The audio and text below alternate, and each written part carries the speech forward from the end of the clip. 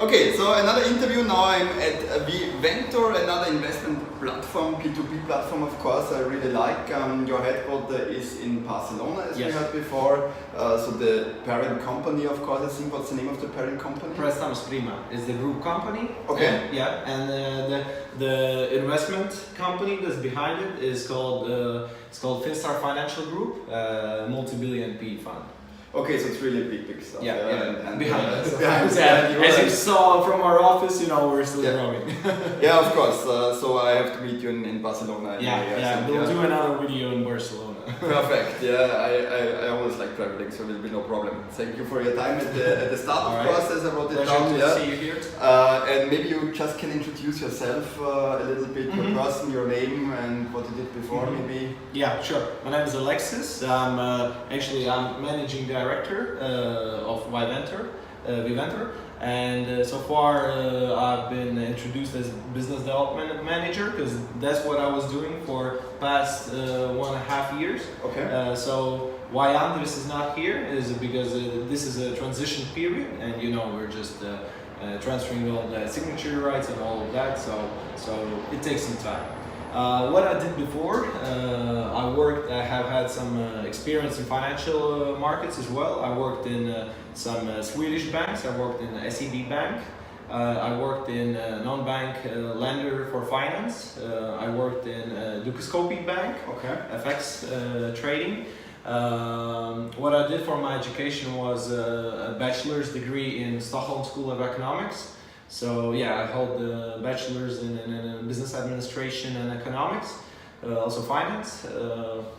That's very briefly the main. Okay, very good. So a lot of experience. So maybe now we change to the platform, which is by the viewers might watch us, I think.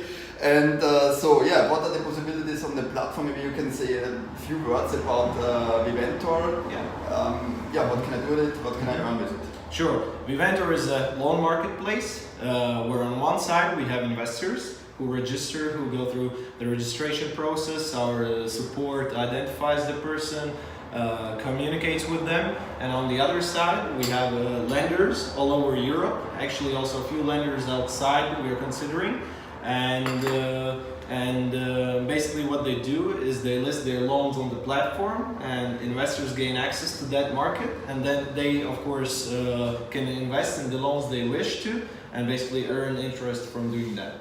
Okay, sounds great. So which kind of loans do you offer? At the moment we have consumer loans, be it short-term loans up to 30 days or installment loans up to 24 months.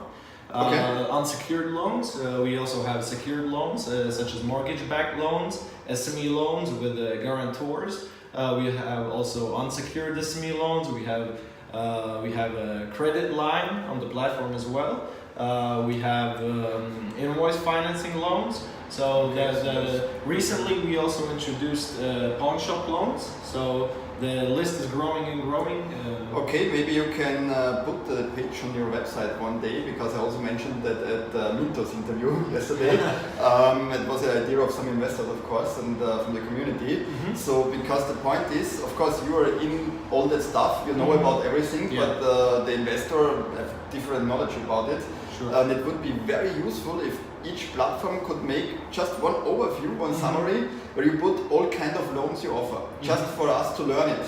Because it's easier if you explain maybe the repayment schedule and the kind of loan, what is it behind, because of course you have the name of it and everything, but you have to know what it is, and some of us just don't know it. So maybe that would be useful, just as a suggestion. That's a good recommendation. But anyway, we have to continue with questions. This was no question. So what's the average interest rate you can earn on the platform? Average interest rate is around 12%. We offer starting secured mortgage loans in Spain start from around 6 to 9%, and the high end is basically up to 14%, which is the Dutch invoices.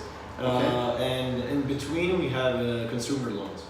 Okay, I see, but there will be the problem that it's not enough loans to get on 40%, I think, because I put it like on more than 11%, but there's always a problem with getting loans there. So I will put the level a little bit down, I think, in the next days again, because there's a big amount that's not invested at the moment. But it's because of my auto investor. I think I have just to put down the level a little bit. Of course, we're working on this. We have had, various investors telling us that. We had a large increase from the investor side. Basically, the funds available were very big, and on the other side, the lenders were not asking them to put the loans on the platform. Basically, they do their daily business and they list the loans as they wish. When they have a need for financing, they do that. When they don't, of course, they don't need to do that. For sure. Of course, we're working on attracting new lenders. Exactly. Just as I mentioned before, some new originators joining very soon, as of already today and already this week. So which one joined today? Sorry? Today? Yeah, which today one? There's one from Bulgaria, and it will go up to 13%. Oh, that's interesting. Yeah, and those are auto invest. Yeah, they should fall. If you tick the originator, it should fall in Europe. Okay, great. So maybe we can also ask another question about this. We talk about the loan originators, but are they from the group or are they from different companies? They are different. We also have a few companies from our group, but at the moment the split is around 60 to 40%, with the 60 in-house and 40 out external originators. But the goal at the moment is to focus on the outside originators to increase the possibility or the scope for investors, because the reason also why there are this split is so big is investors are looking for this type of financing. Also our companies, we have to prove also other lenders that this thing is working, and this is the best example how to prove that. So you just expand, of course. Okay, great. We already talked about the CEO discussion. Andres Rosenbach, I think, is the CEO of Viventor, of the group, He was both. He was beforehand. He was CEO of Viventor as well as the Prestamos Prima group. Okay, and now he is CEO of. Now he is not the CEO of Viventor anymore. So we are in the middle of transferring. And you become the CEO? Or? Yeah. Okay. I see. And Andres is still the CEO of the group? Of the group, no. He left both the group and Viventor. So he's just somewhere else right now? Exactly. Or? He left the company basically to focus on his own, projects. Okay, so he has his own business right now. Yeah. And who is the new CEO of the group? Currently, we are looking for one. So perhaps a viewer is interested. You are interested in it? Yeah. So drop us your resume and we will consider it. Okay, because it would be interesting to look close to it and maybe you can name it as soon as possible. Yeah. Okay, then we did already which kind of loans. Okay, just have to look through my documentary. Maybe we continue with the question from the Aktien mit Kopf community, Evi Regi. He asks if an investor get a 10% rate out of it, how high is the interest charged the consumer who actually has to pay back the credit? Additional question just from my side, is there enough difference to secure the buyback security loans if you of course offer them, or the loan originator offers them? So of course, just as the interest rates offered to investors, they differ. As I mentioned, they are from 6 to 9 for some specific loans. For example, mortgage-backed loans. We have unsecured loans at 14%, 13%. So also the interest rate charged to borrowers, it depends. It depends on the loan type, it depends on the country. So it ranges somewhere between, the range is very big. So it ranges somewhere from 14% to the secured loans to up to a few 100% for unsecured consumer loans. And that's the reason, these few hundred percentage APR for the borrowers, this is the how those companies can cover the buyback guarantee. Of course, because the default loans and exactly. have to pay for that. That's how they also evolved from startups. Also, of course, those people who are underbanked, that don't receive credits from banks. Of course, some of them don't repay, and that's how those companies companies grow by charging them a bit more, but then covering this by the covering the defaulted loans. But you look on this during the due diligence when you look for new loan originator. You also check if they have enough spread, of course. Of course. Okay, then maybe to the question from Tuan with his blog finanzpolster.com. It's getting a famous blog in German community right now. And he asks, when will you reach break even? So far, we haven't had a break-even point, and actually we're not planning to have it in this year. Basically, how we are working is that we are working for the long-term goal, because as I mentioned, there are internal group companies as well on the platform that are listing loans. So it's we don't look at Viventor as a standalone company. We look at the whole group and the whole investment, so to say, product, or not the product, but the portfolio. Okay, and the group is profitable? The group Prestamos Prima isn't profitable in last year. We are expecting profitability in this year. And 2 years ago, maybe 2016? I have to check that or ask that to Andres. Okay, no problem. It was a spontaneous question. But I have to make it a little bit spontaneous for the as well. Okay, great. So you hope to reach the break even next year or you have to be profitable next year in the group and in the next years, I think, in Viventor. Okay, then the next question was, how do you evaluate the loan originators? There are several criteria for a due diligence process that is done by our finance department, which is located in Barcelona. I can name you a few, of course. Those bullet points.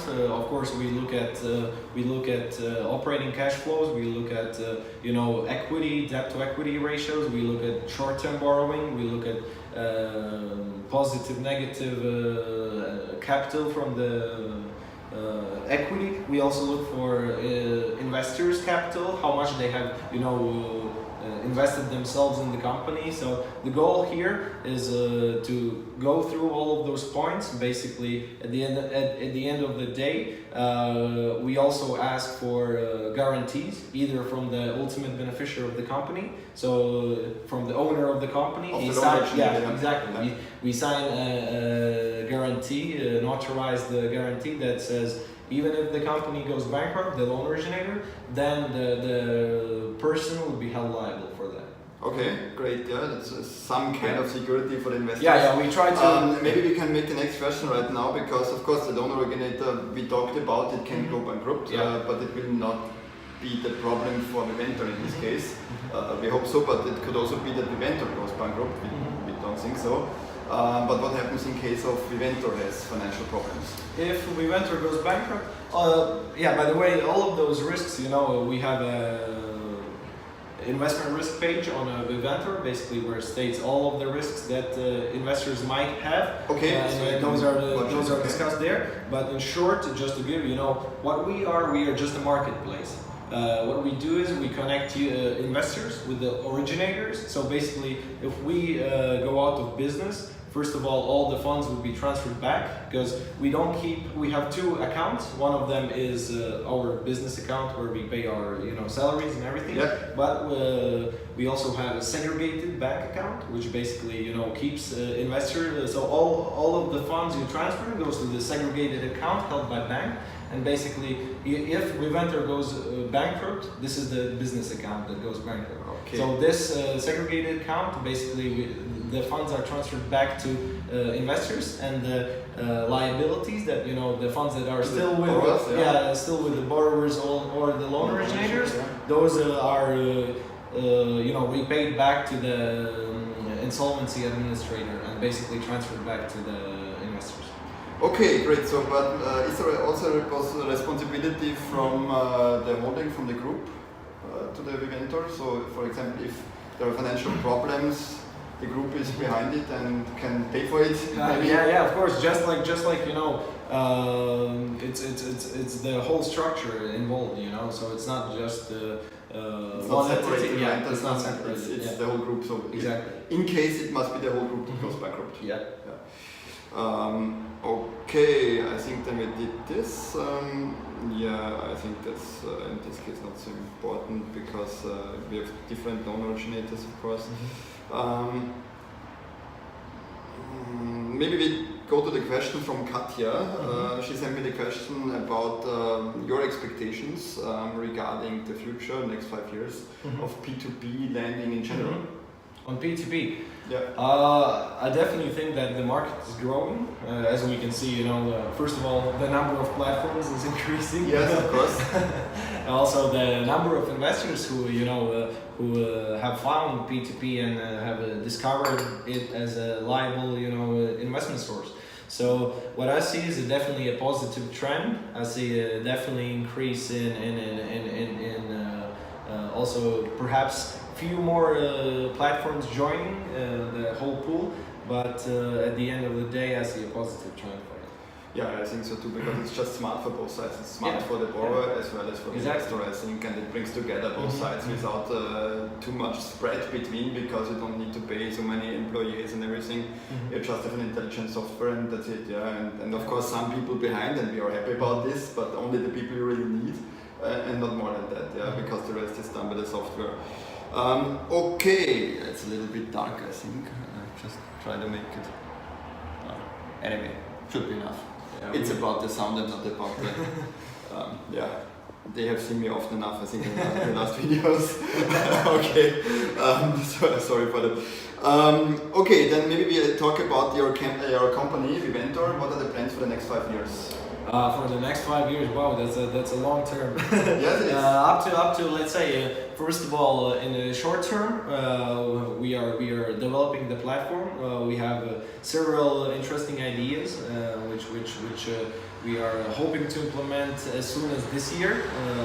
Some new features to the platform, more functionality, as well as increase the credibility, because we are considering several options. For example, payment service provider that for example, the point you just made for Viventor going out of business, that would be solved by or answered again by this solution, because the idea is to have all investor accounts as a separate bank accounts in the payment service provider. So basically it would be all of the funds would be held by a bank with a separate accounts, and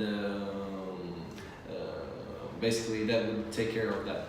And there are all kinds of platform features we are looking to implement, but I don't want to spoil it for anyone, However, apart from that, we're also looking to include some other products, other loan types, other loan originators, perhaps to expand outside Europe as well a bit more. Apart from that, perhaps bringing in some standard P2P loans as well. So it's a variety of opportunities for us. Okay, great. And what do you think about the Baltic economy? Baltic economy. Yes, from your experience. Yeah. It's so far we have been doing very good, I would say. The growth has been year on year after the crisis. So even though it's actually considered quite fast growth compared to Central Europe, but I see also that trend positive, because the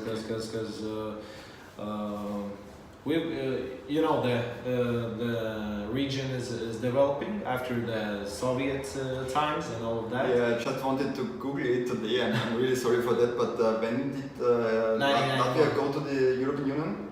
In the European Union, yeah. 2012. 2012, okay, and from the Soviet Union it was 1991.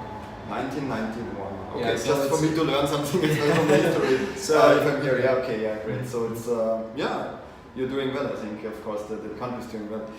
Okay, but we also should talk. I will change the next question a little bit, because you're mainly invested, and the headquarters is in Spain. So we should talk about Spain, I think, as well. In this case, mainly. What do you think about the economy in Spain and the next years in Spain? haven't been following Spanish economy so recently, but you know, they have their problems. I think they are aware of them, and they're working towards to eliminating the problems and increasing the so to say the advantages of Spain.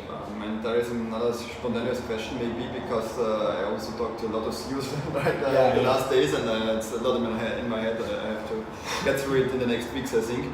But a lot of CEOs said, okay, there are some problems in Spain with the loans repayment, and of course with the law court, which is very slow in Spain, for execution, for example. For courts? The courts, for the execution of the loans if they are not repaid, for example, if it goes to the court. And some of them, I think, even it was, I don't know the names now because maybe I mix it up, it's better. But some loan originators or some P2P platforms just went away from Spain again. I have the name in my brain, but anyway, you will find it out in the interviews. So, do you have special problems with Spain about the loans? Actually, it's a few points here. First of all, you know, if you compare the collection process or the court process between Latvia and Spain, I wouldn't say that Spain is lagging behind. I would say that actually Spain, for example, for our mortgage loans, you know, in our group companies, you know, if we have had any problems, we have collected everything in around 1 year. So it's compared to here, I would say that it would take a bit more than that in Baltics. Of course, considering what type of loan, what type of collateral you have, but that's that. Regarding the repayment, you know, repayment schedules or how people are repaying that. Of course, we see that Spanish and southern markets or more Eastern markets are a bit worse off in repayments, but the same is happening also, you know, in Mexico and in Brazil. But we don't see that as a problem for us per se, because we do due diligence on our originators. At the end of the day, what it comes down to is the scoring model. Sorry for that.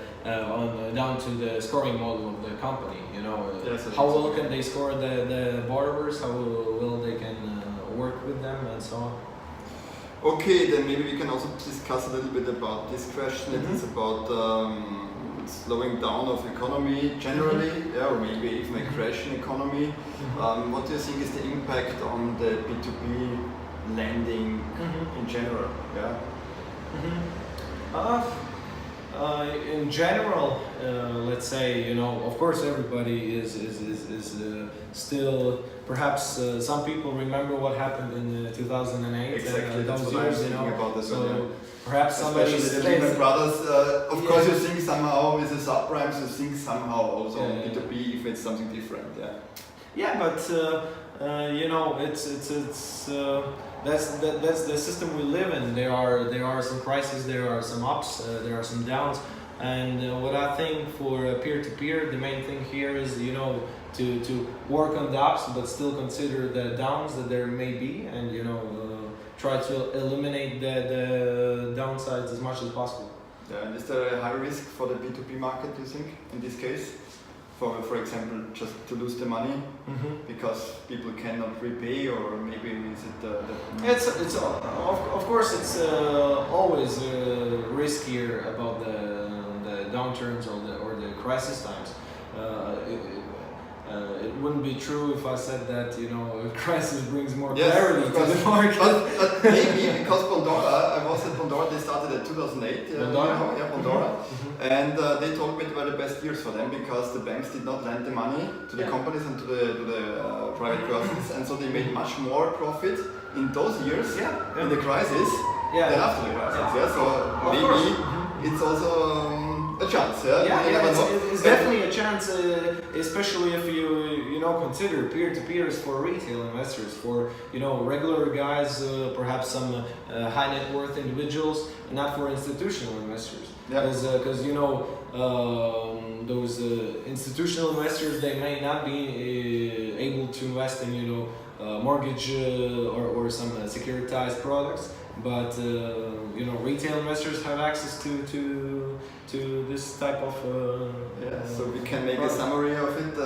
Every crisis has its chances for investment, and if there are no crises, there are not so many chances as well. But you never know in which kind economic downturn appears, so we don't know. But of course, one point would be maybe that there's no correlation between, or no need for a correlation between the stock market and the P2P. That's one point that's very important for me. Because, for example, the stock market might go down, but it must not happen to the B2B and the other way around. So you never know in which kind it goes on. Okay, so maybe we can just look through it. I think I have most of it. Of course, I love B2B. People know that already from the other interviews, and I like to diversify on different platforms, also on Viventor. But maybe you can name 3 platforms you would recommend in general for diversification, because you will understand our investors that they just say, okay, Viventor is maybe cool, but I want to diversify on different platforms. Is there any name you would say, or is there any recommendation you could give? It's hard to choose from the market some specific platforms, but apart from Viventor, of course, first Viventor, second Viventor, third Viventor. Okay. I would definitely recommend investors to look at the companies behind the platforms or the originators.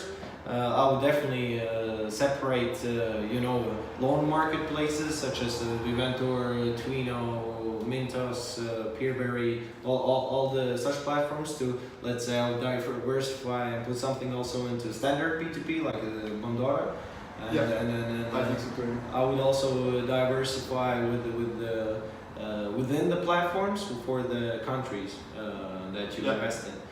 Not only, of course everyone is trying to reach that 11 plus interest rate, but at the end of the day, then somebody comes and says, hey, is there a crisis coming? Is there something happening around? So I would definitely also recommend diversification also across the countries. Okay, very good. So, of course, we don't give any investment advices in this video. I always just say this in the videos. Everybody has to make his own decision. But now it's about your experience again as a CEO or upcoming CEO, whatever. I think a lot of people might be interested. How are you as a person invested in any way? So for real estate, stock market, and so on. What's your allocation and what are your advices for investment, just in general? Of course, considering our previous topic of crisis, real estate wouldn't be the best investment, but I still think... You never know, if we started 2008, it was a really great performance. But I still consider real estate as a good investment compared to, let's say, bonds or stocks. Because first of all, you will anyway have the tangible asset behind it, even though, of course, if the crisis comes similar to what happened in 2008, then it might not be such a good idea, but I would still focus on real estate. Real estate, stock market, something for you? Yeah. Shares? Yes? Real estate and shares. You are invested in small caps, mid caps, big chips? I would say that myself, so far I haven't invested in any small companies, but I have few stocks for larger ones. Okay, so blue chips especially, global or? Yeah, global. Okay. Yeah, great. I think that's it. We really had a lot of information into you. Thank you so much for your time and your efforts. I think we will meet again in Barcelona, hopefully soon, because I also love Spain, of course, because of the climate, especially in the winter time. If the viewers might sign up on your platform, I will put a link in the description, of course. And I say not only thank you to you, also to the viewers. Maybe you want to comment under the video. Also, if you have some questions, I will send you the link as well. So maybe you can read if there are some comments from our viewers and answer the questions. And thank you to all. All right, thank That's you, it. and thanks also to the viewers. Goodbye. All right, bye bye. Perfect.